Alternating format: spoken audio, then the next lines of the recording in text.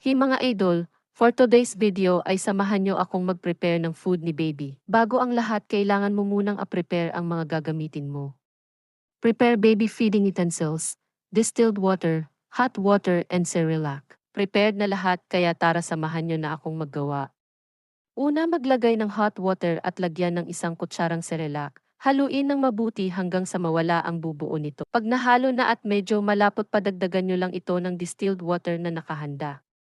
By the way mga idol, isang kutsara lang muna ginawa ko kay baby kasi first week pa lang ng pagkain niya. Mga idol, iwasan nyo yung sobrang lapot dahil maaring mahirapan si baby nyo. Dapat ay katulad lamang ito sa gatas nila. Hanggang paunti-unti ay palapot ng palapot yung timpla, wag mo bibiglain ang baby mo. Thank you for watching mga idol. Wag mo kalimutang mag-subscribe sa aking channel for more tutorial videos.